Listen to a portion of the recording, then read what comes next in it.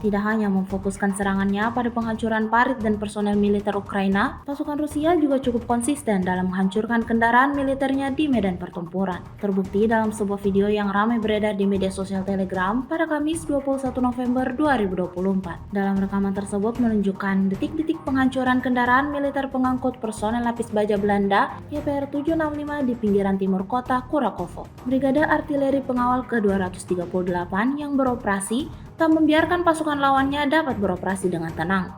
Aksi saling serang terjadi, seperti yang terlihat dalam rekaman.